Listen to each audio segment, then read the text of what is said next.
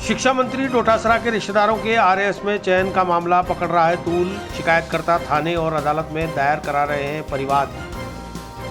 Advocate व पार्षद देवेंद्र सिंह शेखावत ने आज मुख्य न्यायिक मजिस्ट्रेट संख्या 3 के न्यायाधीश के समक्ष एक फौजदारी परिवाद दायर किया, जिसमें कांग्रेस प्रदेशाध्यक्ष व शिक्षा मंत्री गोविंद सिंह डोटासरा के समधी चूरू जिला शिक्षा अधिकारी रमेश चंद्र पूनिया, समधी के बेटे गौरव पूनिया और बेटी प्रभा पूनिया को अभियुक्त बनाया गया है।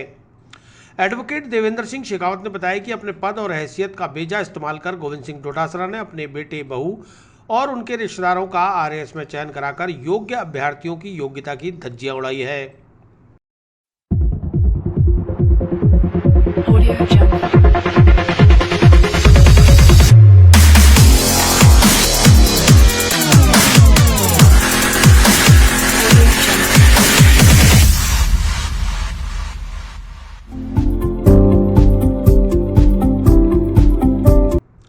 वहीं 80% से ज़्यादा अंक लाने के मामले के बाद अब ओबीसी सर्टिफिकेट पर भी सवाल खड़े हो रहे हैं कि किस तरह से डोटासरा के समधी रमेश चंद्र पूनिया की जन्मतिथि 5 सितंबर 1961 है और वह 8 दिसंबर 1993 में डाइट प्राचार्य बन गए, यानी 32 साल 3 महीने में प्रमोशन भी मिल गया। इसलिए संतान ओबीसी क्रीमी लेयर में आएगी।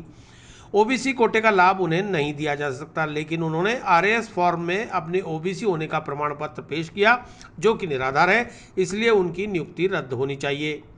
उन्होंने बताया कि पूनिया की बेटी प्रभा का ओबीसी कैटेगरी में आरएएस 2016 में चयन हुआ। इसकी जन्मतिथि 16 जुलाई 1990। इस तरह गौरव पूनिया का जन्म मेरिट क्रमांक 167 है। इनका जन्म 4 अक्टूबर 1994 को हुआ, जबकि प्रभा पूनिया का जन्म 5 जनवरी 1999 को हुआ। इसका मेरिट क्रमांक 316 है।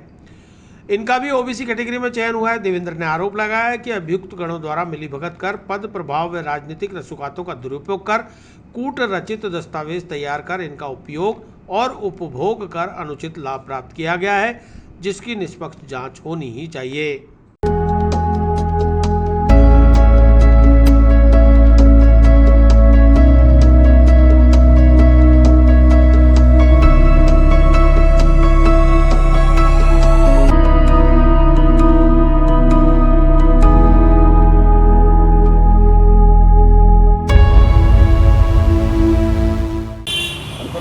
जैसा कि आप सबको विदित है, 2018 के अंदर आरएएस की परीक्षा विज्ञप्ति के अनुसार हुई। उसका निर्णय जो रिज़ल्ट है वो 2021 के अंदर अभी जुलाई में आया था और उसके बाद से इस परिणाम को लेकर विभिन्न प्रकार के भ्रष्टाचारों के आरोप लगे। पहले तो आरपीएससी मेंबर्स पे लगे, उसके पश्चात एक नवीनतम राज्य सरकार का एक बड़े नेता का एक घोटाला सामने, मतलब भ्रष्टाचार सामने आया। उसके तहत विभिन्न चयन प्रक्रिया के प्रथम एप्लीकेशन फॉर्म से लेकर रिजल्ट तक जिसके अंदर भ्रष्टाचार है। एप्लीकेशन फॉर्म के अंदर आप देखें कि जिस प्रकार से मंत्री ने मंत्री का पद का उपयोग करके उनके रिश्तेदार ने, उनके संबंधी ने जिस प्रकार से ओबीसी का सर्टिफिकेट बनाया, जो कि ग्रेड 1 ऑफिसर 32 साल 3 महीने और 3 दिन की उम्र में ग्रेड 1 ऑफिसर बन गए थे। और सरकार के अध्यादेश लेटर क्रमांक भी मेरे पास उसकी सूची है।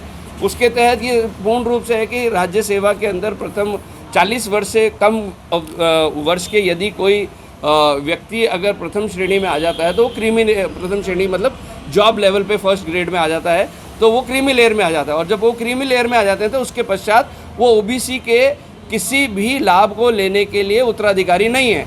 ऐसे में रमेश चंद्र पूनिया, जो कि हमारे माननीय शिक्षा मंत्री और प्रदेश के कांग्रेस अध्यक्ष गोविंद सिंह जी डोटासरा के समधी हैं और उनकी पुत्री डोटासरा जी की पुत्र वधू है, उनके दोनों भाई भाई और बहन, जिनका क्रमशः नाम गौरव पूनिया एवं प्रभा पूनिया है, उन दोनों ने अपना फर्जी ओबीसी का सर्टिफिकेट लगा के पहले तो अनुचित लाभ लिया परीक्षा में बैठने के लिए, श्रेणी में आने के लिए। उसके पश्चात जो व्यक्ति जिनकी लिखित परीक्षा के अंदर 47% ऑन एन एवरेज 45 से 50% दोनों भाई बहन के नंबर आते हैं, उनको अनुग्रहित कर राजनीतिक लाभ लेकर, राजनीतिक अपने प्रभाव का उपयोग में लेकर गोविंद सिंह जी डोटासरा के रिश्तेदार होने के नाते 80% अंक साक्षात्कार में दिए गए, जो कि अपने आप में एक अतिशयोक्ति है कि जिसके रिजल्ट में इतने नंबर हों उनके इंटरव्यू में इतने नंबर, तो इतने अगर एक्सप्रेसिव और इतने इंटेलिजेंट और इतने अगर वो इफेक्टिव हैं प्रेजेंटेशन में, तो उनके रिजल्ट में भी, रिटर्न में भी अच्छे नंबर आने चाहिए।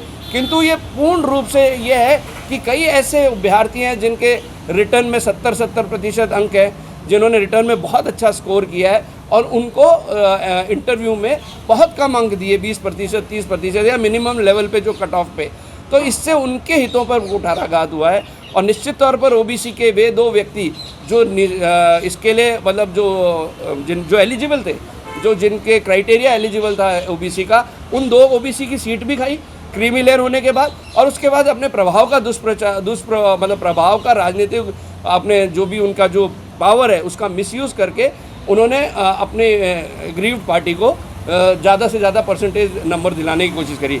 उसी के अंतर्गत आज मैंने एक इस्तिगासा दायर किया है और विभिन्न मतलब उसके अंदर इस्तिगासा का एक प्रोसेस होता है एक्चुअली, कि आपको स्थानीय पुलिस से भी पहले स्थानीय पुलिस को आपको सूचना देनी पड़ती है। तो हमने स्थानीय एसपी साहब को उसकी सूचना दी है और मुझे मालूम है क्योंकि राज्य सरकार कांग्रेस की है और प्रदेश के मतलब कांग्रेस प्रदेश अध्यक्ष भी हैं, इसलिए इस राज्य सरकार की कहीं ना कहीं पुलिस निश्चित तौर पर उनके मतलब प्रभाव में आनी है, तो पुलिस ने नहीं, लेकिन फिर भी हमने उनको एसपी साहब को करके और उसके पश्चात ये एक इस्तिगासा पेश किया है। जो धाराएँ जो इसमें है, हमने जो 156 हमने दोनों मतलब मैंने दोनों ऑप्शन रखे हैं।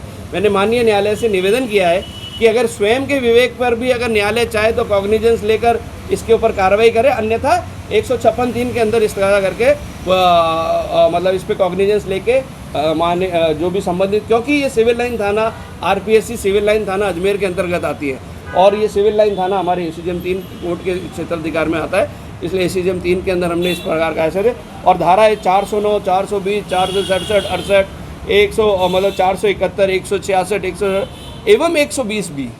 इसमें सबसे मूल जो बात है वो कॉन्स्पिरेसी की है, षड्यंत्र की है। 120 वैसे तो डोटासरा जी का क्या लेना देना, लेकिन वो इसके मुख्य अभियुक्त तो सूत्रधार वही है, क्योंकि वो प्रदेश अध्यक्ष है, राजनीतिक रूप से बहुत मतलब प्रभावशाली हैं, शक्तिशाली हैं, इसलिए अपने पदों का दुरुपयोग कर अपने रिश्तेदारों को अनिश्चित रूप से लाभ पहुंचाया, इसलिए उनके खिलाफ है।